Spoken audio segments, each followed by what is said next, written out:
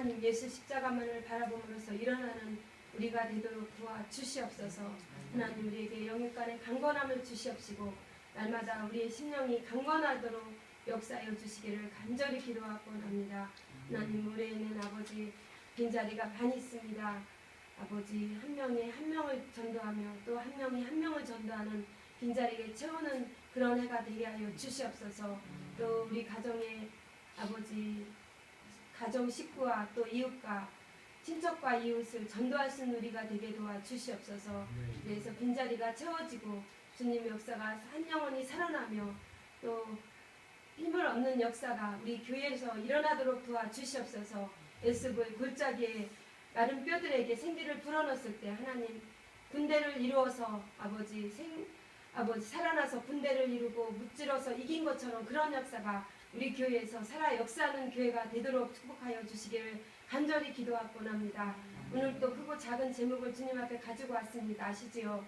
하나님 아버지 정말 말할 수 없는 어려움과 힘들어서 기도할 수 없어서 기도하지 못하는 것까지도 주님 아시지요? 성령께서 역사하여 주시고 한 영혼 한 영혼 찾아가 주셔서 그들의 심령을 붙들어 주시고 간구하여 주셔서 하나님 해결해 주시고 믿음이 더 성장하며 날마다 주님 안에 거하는 성도들이 되도록 도와주시고 행여나 제약에 빠져서 허우적대고 또 낙심하는 자리에 있지 않도록 날마다 건면하여 주시고 붙들어 주시기를 간절히 기도합니다. 하나님 간구합니다. 또 노년에 계신 어르신들 추위에 고생하고 여러 가지 어려움이 많이 있습니다. 하나님께서 건강과 가정의 모든 것들을 필요로 채워주셔서 강건하도록 도와주시고 우리는 우리 어르신들도 말씀을 붙잡고 매일 날마다 말씀 보면서 살아가는 성도들이 되게 하시고 우리 성도들이 늘 말씀으로 승리하는 성도들이 되도록 도와주시옵소서. 우리가 아버지 우리의 산적해 있는 모든 일들이 너무 많습니다. 그 상황 속에서 우리가 위로받을 것은 주님밖에 없습니다. 하나님 말씀으로 통하여서 위로받고 기도로 위로받고 찬양을 통하여 위로받는 우리가 되도록 도와주시옵소서. 오늘 또 귀한 목사님 단회에 세우셨습니다. 하나님께서 놀라운 말씀으로 역사하여 주시고 우리의 듣는 길을 열어주시고 우리의 마음을 열어주시고 우리 생각을 세상 것이 내려놓게 하시고 집중하여서 말씀을 예배를 드리게 도와주시옵소서. 하나님 그래서 하늘의 보화를 얻도록 도와주시고 소망을 얻게 도와주시옵소서. 하나님 또한 하나님 우리 아버지 교회가 이제 새해 처음 시작합니다. 하나님 모든 기관이 살아 일어나게 하시고 활성화되어서 축복받는 교회가 되도록 도와주시고 이 부울에 하나님 영광 드러내는 교회가 되도록 복을 내려 주시옵소서. 주님을 의지합니다. 주님께 모든 걸 맡기고 감사드리며 예수님의 이름으로 기도합나이다. 아멘.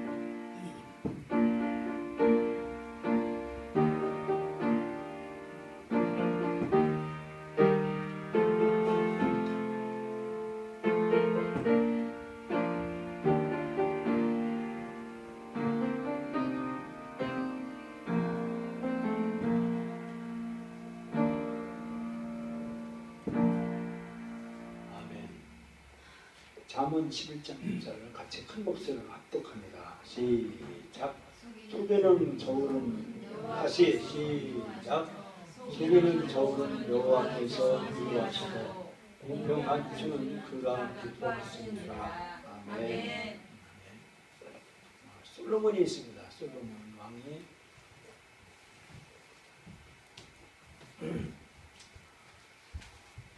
성전을 건축하려고 저 북쪽에 있는 아람 왕에게 이 두로 왕 시돈에 있는 두로 왕에게 빚기를 하는 거예요. 성전 건축하는데 물물 교환을 하는 거예요. 보면 역대하 2장 5절에 보면 청컨대 당신은 아는 공교한 공장, 이게 장인이에요. 하늘 내게 보내어 내비친 다윗이 유다와 예루살렘에서 예배한 바에 공교한 공장으로 함께 일하게 하고 일꾼 하나 보내달라고 했어요. 내가 당신에게 벌목하는 종에게 용정한 밀 2만석과 보리 2만석과 포도주 2만 발과 기름 2만 발을 주리다. 이 두로 왕에게 이 보리 그리고 말, 기름 이런 포도주하고 이런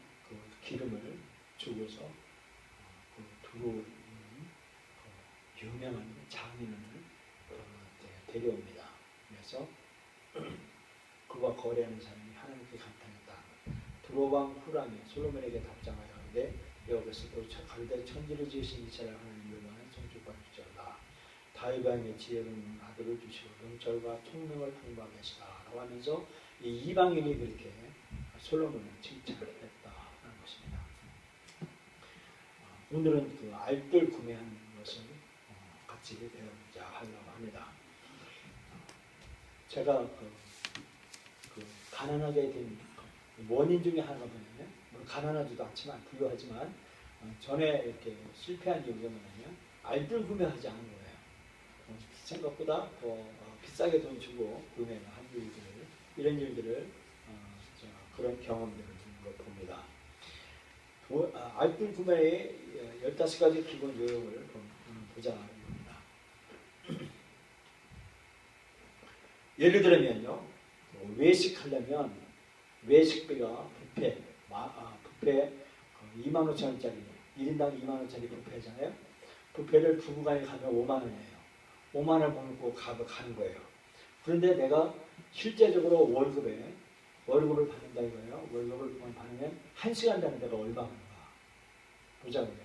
1시간당 내가 10,000원을 번다 이겁니다. 그러면 5만 원 뷔페 5만 원을 먹으려면 내가 몇 시간 일해야 되냐 계산을 해야 되는 거예요. 몇 시간 일해야죠?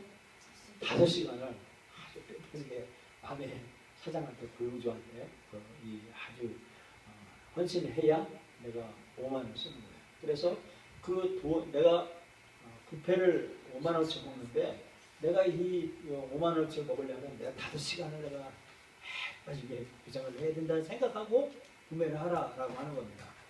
그리고 그 돈으로 살 수 있는 다른 물건과 비교해 보라라고 말씀해주고 있습니다.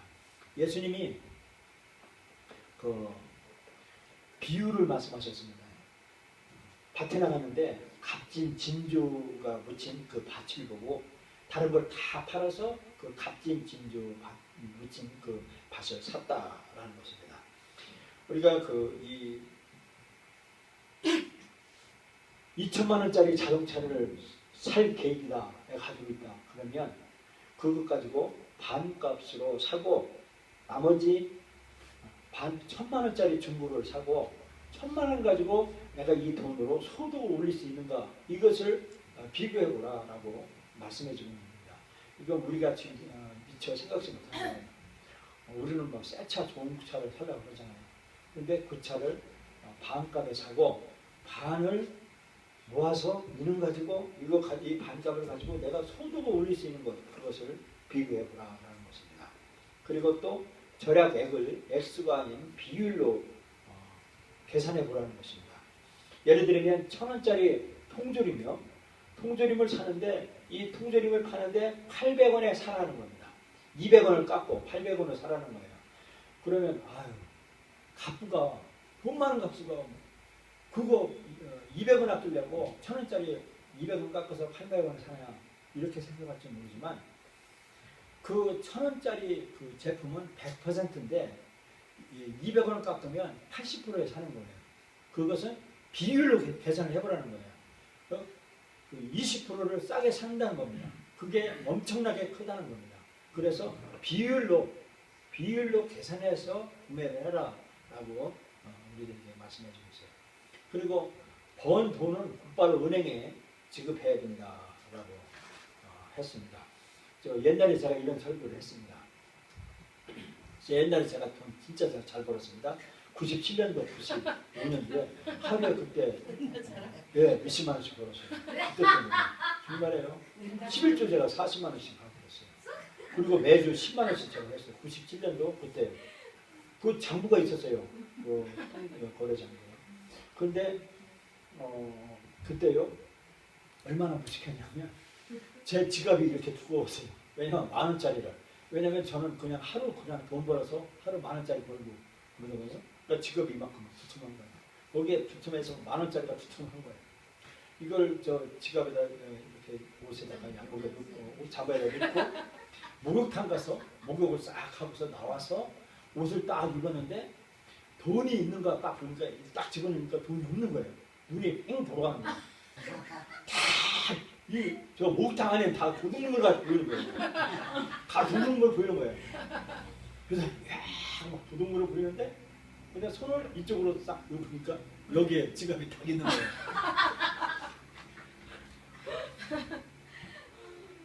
사람이 그렇더라고요. 의심병이 걸리면 싹 변하더라고요. 이것처럼 현금을 최고 적게 갖고 다니는 겁니다. 이 지혜를 보랍니다. 현금을 아무래도 많이 가지고 있으면요, 어떻게 예배 뭐 어디 가면요 펑펑 쓰게 마련입니다. 그래서 적게 가지고 다니라는 것입니다. 그리고 장 보기 전에 목록을 작성을 하라는 겁니다. 그러면 1대1 할인 품목 있잖아요. 뭐 심지어는 뭐 1대1, 뭐 2대1 뭐 할인 품목이 있어요. 그리고 묶음 상품이 있습니다. 큰 물건을 하나 사면 거기에 끼워 파는 거 있어요. 테이프 붙여가지고. 그러면 집에 나 무엇도 없는데 뭣도 없면서 잔뜩 사다 옵니다. 그런데 그러지 말고 장 보기 전에 목록을 먼저 작성하라고 말씀해 주고 있습니다. 그리고 그 은행 잔고가 아닌 알뜰 구매에 집중해라라고 말씀해 주고 있습니다. 은행에 예를 들면 통장에 1,000만 원이 이렇게 있는데 1,000만 원이 있는데 그러면 내가 10만 원 좀 내가 이렇게 물건을 사면 통장에 990만 원 좀 있겠다라고 이렇게 생각한다는 겁니다. 그런데 그게 나쁜 것이라는 것입니다. 그렇게 생각하면 나태해져 가지고 물건을 대충 고르고 집에 뭐 990만 원 통장에 또 있는데 뭐 대충 산다는 겁니다. 그렇기 때문에 은행 잔고가 아니라 알뜰 구매에 아주 집중해야 된다라고 말하는 것입니다. 그리고 제품을 보기 전에 가격부터 확인하는 겁니다.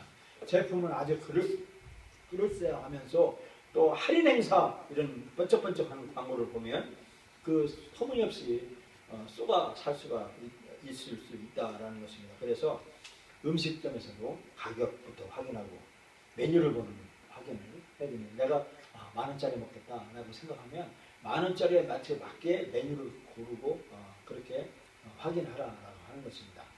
그리고 반드시 실제로 지불하는 총 비용을 알아야 된다는 겁니다.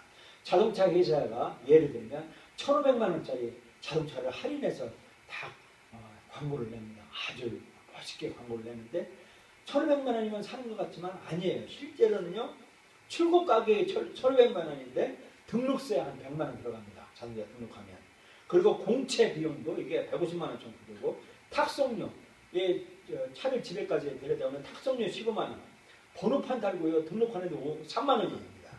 그리고 추가 옵션 뭐 예를 들면 그 윈도우 자동으로 하는 거, 또 뭐 히터 조개하는 거, 등받이 시트에 불 들게 하는 거, 열더게 하는 거, 이런 옵션을 한 60만 원, 70만 원 내고 또 보험료가 1년에 한 90만 원 정도 나오고 주유를 하면 1년에 한 400만 원 들어가고요. 그러면 또 그거를 1,500만 원, 2,000만 원 이렇게 빌리면 은행이 또 이자를 내야 되잖아요. 그럼 은행 이자가 1년에 150만 원 정도 된다. 그러면 1,500만 원짜리 차를 사는 게 2,500만 원. 아니 1,500만 원 더, 1,000만 원 더 들어가는 거예요. 이건 부대 비용을 생각하라는 겁니다. 그래서 내가 이런 뭐를 하려고 할 때 지불하는 총 비용을 먼저 알아는 것이 알뜰 구매다라고 말씀해 주고 있습니다. 그리고 용량당 가격을 계산해야 한다라고 말씀해 주고 있습니다. 저도 그래요. 아주 큰 1리터짜리 큰 제품을 0.5리터 그거 집에 사면 이거 얼마 안 쓰는데 예를 들면 2리터짜리 큰 대용량을 사다 놓으면 1년 한 두어 달 먹겠다 생각하고 큰 용량을 사지만 실제로 자세히 보면 어떤 거는요 이 큰 용량보다 작은 용량이 더 유익한 그것도 있다는 겁니다. 그래서 용량당 가격을 계산해 보라는 겁니다. 그래서 그 용량에 따라 맞춰서 큰 구매를 살 거냐 작은 살 거냐 그것을 살펴봐서 사라고 말씀해 주고 있습니다. 그리고 계산대로 가기 전에 총 구매액을 셈해보라는 겁니다. 저도 참 얼마나 어리숙하냐면요. 물건을 막 구매를 합니다. 예를 들면 옷을 2벌을 구매를 해요. 2벌을 구매해서 돈을 계산하고 나서 또 보니까 또 60만 원 거예요. 그래서 또 가서 또 오면 이게 계속 돈이 눈덩이같이 불어나는 거죠. 처음에 충동 구매하는 거죠. 맞습니다. 충동 구매로 갔으면 뭐 하고 뭐 둔마기 입고 싶다고 자꾸 구색을 맞추고 싶어 하잖아요. 그래서 하다 보면 자꾸 기억 속으로 가는데 먼저 총 구매액 내가 이 구매액을 총 구매액을 딱 전부 만들어 놓으라는 거예요. 그리고 단을 눈 딱 감고 그리고 그걸 계산대 나와서 지금은 뭐 정가 할인이지만 저기 어디 가면 할인하는 거 있어요. 그냥 3분의 1 가격으로 탁 해서 흥정해서 한꺼번에 할인을 받을 수도 있고 그렇습니다. 그리고 소비자 정보지에서 제품을 확인해야 된다는 겁니다. 다양하죠. 예, 할인 품목, 세일, 전단지 또는 이런 홈페이지 또는 이렇게 이런 붙이는 그런 문구를 통해서 제품 확인해서 구매하는 것. 그리고 스스로에게 질문을 해보라는 겁니다. 내가 정말 이 물건을 살만한 이걸 꼭 사야 할 가치가 있는가? 그리고 이 성능이 정말 좋은가? 내가 이것을 보관할 수 있는가? 그러면 그 질문지를 작성해서 스스로 질문해 보라라고 말씀해 주고 있습니다. 그리고 물건을 구입할 때 써본 사람이나 수리공무의 조언을 들어봐야 된다는 겁니다. 이 자동차를 산 사람 그리고 사용해본 그 사람의 특징, 타보니까 어떻습니까? 하고 물어보고 그리고 또 수리공의 조언을 듣는 사람 그리고 물건을 사기 전에 아내에게 묻는 것 아주 중요합니다. 이게 제일 중요한 것 같아요. 저는. 네? 네? 잠깐만요. 네. 자 이제 올해는요 짝 찾아가세요. 네, 짝을요 찾아가세요. 그럼 이 자리 다 차겠다. 네. 짝만 찾아도 짝만 찾고 어디 가서 찾나? 찾으세요. 왜냐면 요새는요 황혼 결혼이 많아요. 왜냐면 지금은 100세 시대입니다. 농담이 아니에요. 100살 산다니까요. 이 나이가 아니거든요. 아프면 보는 거예요. 그리고 요새는 약이 잘 나왔어요. 약을 조그만 약만 먹고 여기 의사 박사님이 계신데 이 조그만 약을 옛날에는요 한국이 좋은 데만 많아가지고요 미국 제품은 집방 들어요. 집방 미국에 수입해주거든요. 왜냐면 정량 체계에 딱 맞춰서 딱 판매하기 때문에. 그런데요 옛날에 우리 없어전에는요 전부 의사들 제약 회사들이 용량을 쪼개가지고 한 말 안 들었어요. 근데 요새는요 우리나라가 선진국이니까요 용량이 딱 되니까 하나만 먹어도 딱 합니다. 이게 스트롱 파워인가 뭔가 있어요. 그 근육질 만드는 그 제약 회사가 있어요. 그래서 헬스 보디빌딩 하는 사람들은 약을 먹거든요. 그게 노인들에게 특효예요. 그래서 노인들 있죠. 당뇨나 이런 먹어도 사라지는 힘없는 노인네들이에요. 몇만 원 안 돼요. 돈 10만 원이면요. 여기 보는 동안 하면은 이게 스톤 파워인가 뭔가 있어요. 그거 사다 아침 저녁 하나씩 잡수면 노인들이 부끄부끄 힘이 솟는다니까요. 요새 그 시대예요. 약이 좋은 세대예요. 그래서 100세 시대라니까요. 그래서 짝을 찾아야 돼요. 어쨌든 옆구리가 시렵고 등허리가 시렵기 때문에 짝을 찾을 수밖에 없어요. 그래서 짝 찾고 결혼을 권장해드립니다. 그래서 아내만 잘 듣고 성공하시기 바랍니다. 꼭 새겨드세요. 그리고 전국을 짓는 질문으로 현명하게 구매하는 이런 일들을 해보는데 예를 들면 페인트 칠을 우리 집에다가 페인트 칠을 해야 돼요. 해야 되는데 업체를 선정을 하는데 선정하기 전에 페인트 견적을 가져오는 사람한테 입찰하려고 하는 사람한테 물어보는 거예요. 첫 번째 어떻게 하냐면요. 페인트 칠 사업을 한지 얼마나 됩니까? 물어보는 겁니다. 당신 사장님 페인트 칠한 지 얼마나 됐습니까? 나 몇 년 됐습니까? 그러면 참고를 하는 겁니다. 그러면 일꾼들은 경력이 얼마나 됩니까? 일꾼이 몇 명인데 그 사람은 베테랑인 것 같은 사람은 얼마입니다 라고 이 경력을 물어보라는 것입니다. 그리고 사장님의 회사는 계약 불이행을 책임질 보증보험에 가입되어 있습니까? 허가증이 있습니까? 라고 물어보라는 것입니다. 이 그 보증보험이 이 회사가 부도나면 우리는 돈을 지급을 했는데 회사가 부도나가지고 이 페인트를 붙이려면 우리가 상해받잖아요. 그러니까 보험회사에서 대신해 주는 거예요. 이것을 가입 뒤에는 우리가 물어보라는 겁니다. 그리고 이 업계에서 어떤 일을 해보셨습니까? 라고 물어보라는 겁니다. 페인트 칠해서 당신은 어떤 아파트를 칠해봤습니다. 아니면 관공서, 구청이나 이런 데 페인트 칠을 해본 적이 있습니다. 라고 물어보라는 것입니다.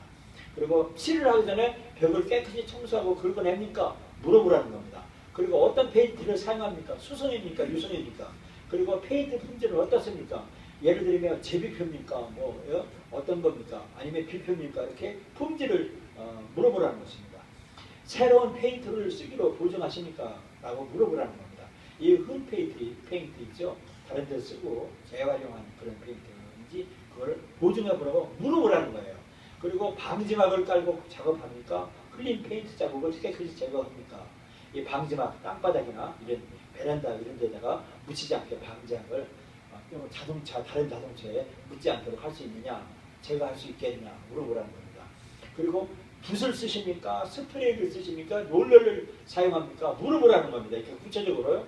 그리고 집 전체를 칠하는데 시간이 얼마나 걸립니까? 이거 반드시 물어보라는 겁니다. 얼마나 걸립니까? 물어보라고요. 며칠까지 작업을 끝내기로 보증할 수 있습니까? 보증서를 반드시 받으라는 겁니다. 서명한 작업 보증서를 주시겠습니까? 보증서를 친필로 서명해서 한 것을 받을 수 있다라는 것입니다. 작업이 만족스럽게 끝나고 나서 대금을 지급해줬습니다. 돈은 미리 주지 말고 완전히 다 공사를 완납한 후에 돈을 줘도 좋겠냐고 이렇게 물어보라는 겁니다. 유치권 포기각서를 주시겠습니까? 이 유치권 포기각서가 뭐냐면 공사 중 자재값 미지급으로 부도가 나서 자재가 차압을 당해 공사가 주어지지 않도록 차전에 자재값이 완벌되었음을 확인하기 위함이라는 것입니다. 그래서 이 유치권 포기 각서 이거를 받아놔야 안전하다라는 것입니다. 하나님은 우리가 판매자에게 어떤 책임이 있다고 하셨냐 하면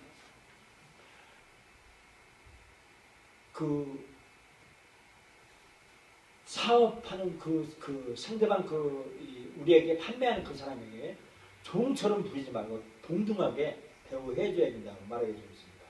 판매자와 말하기 전에 원하는 크기나 모양, 가격을 확실히 정해야 된다는 것입니다. 우리가 이 물건으로 하려는 일의 중요성을 밝혀서 판매자도 그 일에 일조한 보람을 느껴야 해야 된다라고 말씀해 주고 있고요. 판매자가 만족하게끔 지불해야 된다라는 겁니다. 그리고 돈을 바로 지불해야 된답니다.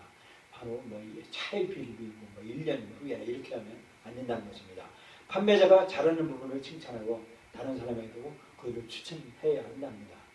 왜냐하면 한 번 고객은 아주 계속 고객일 수가 있고 그리고 그를 추천하게 되면 이렇게 프리미엄이나 이런 그런 것들도 우리한테 온다라는 것입니다. 원하는 것을 얻으려고 지위나 영향력을 행사하지 말아야 된다라고 말씀해 주고 있습니다. 판매자가 겪는 가정, 건강, 사업상 어려움을 살피고 기회가 있는 대로 도와야 된다는 것입니다. 판매자가 어려운 형편이 있다든지 무슨 건강이나 또는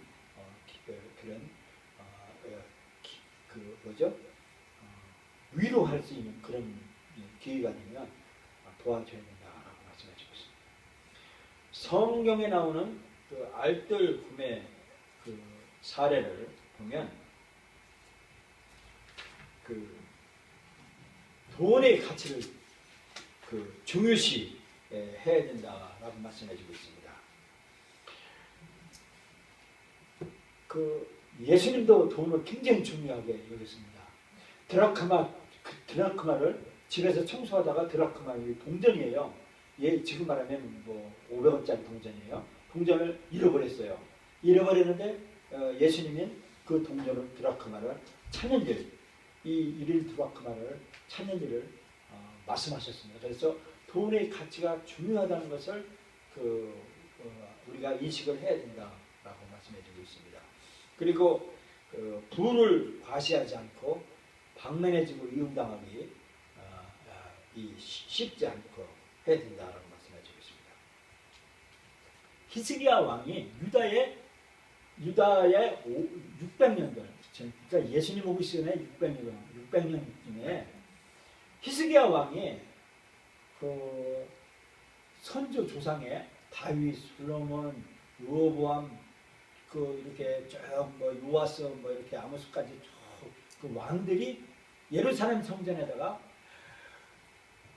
금으로 막 맥주를 하고, 그리고 성전 그 안에 창고에 막 금으로 된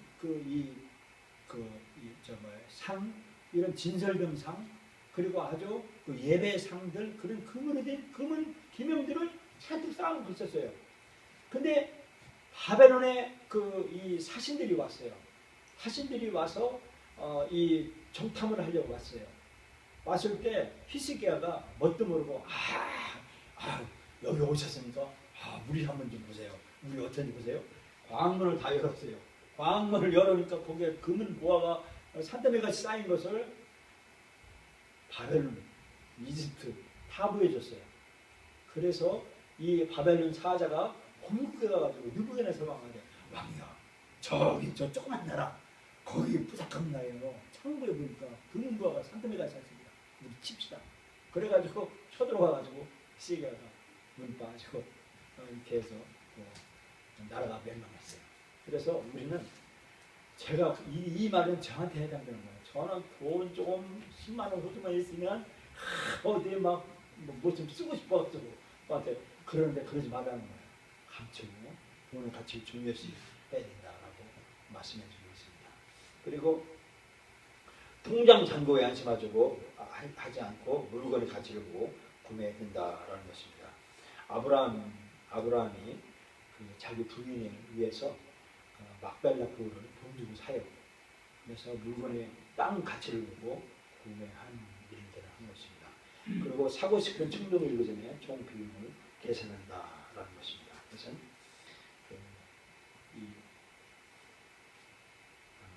망대의 비유를 봅니다. 예수님께서 망대를 진 그 비유를 말씀해 주고 있습니다.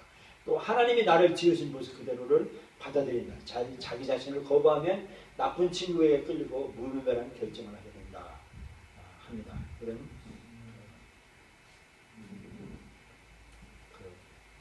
입다가 하나님 앞에 맹세를 해요. 전쟁에서 내가 사사시계예요. 전쟁에서 내가 적군을 이기고 내가 돌아오면 우리 집에서 처음 나한테 반기는 사람은 내가 하나님 앞에 바치겠습니다라고 하는 거예요. 그때 외동딸이 아파하면서 나와서 반겼는데 아주 통곡하면서 딸을 무분별한 결정으로 인해서 딸을 잃어버리는 안타까운 일이 경험하죠. 그리고 또 물건을 사기 전에 먼저 잘 살피고 그만한 값어치가 있는지 확인한다는 것은 이 진주의 보화, 예수님께서 말씀하셨죠. 값진 진주를 보면서 다른 걸 다 팔아서 진주를 샀다라고 말씀해 주는 겁니다. 그리고 지혜롭고 정당한 가격을 제한하는 법을 배운다.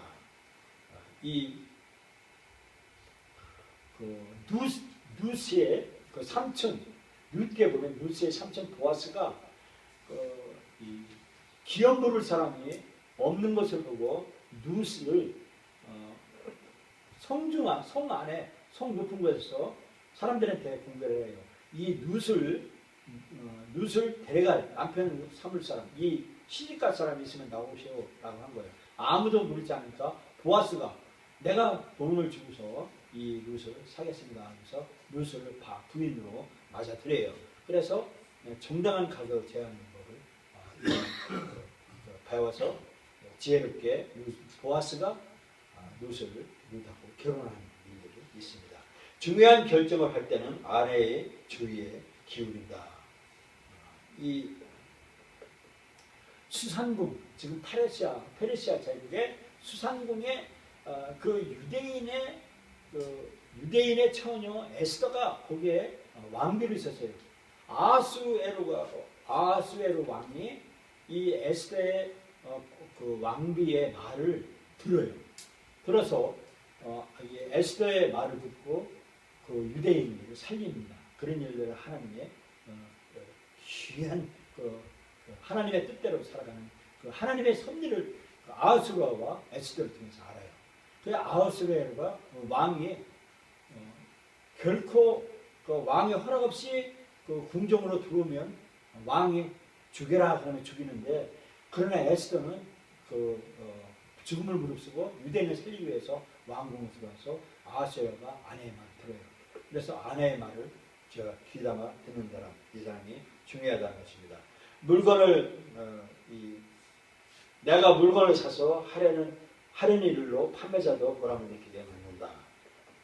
그래서 보면 솔로몬과 히람왕, 아까 말했죠.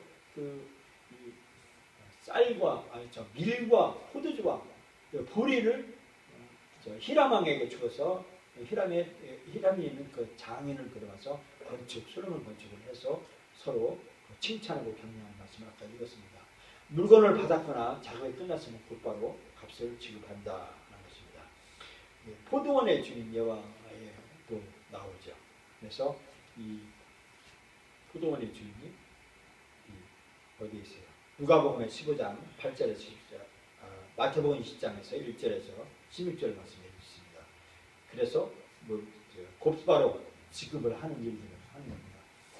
이 무슨 말이냐면 아침에 온 사람, 점심에 온 사람, 저녁에 온 사람, 근데 그날 저녁에 전부 계산한 계산한 하루 일당을 지급한 일들을 예수님께서 말씀하셨습니다.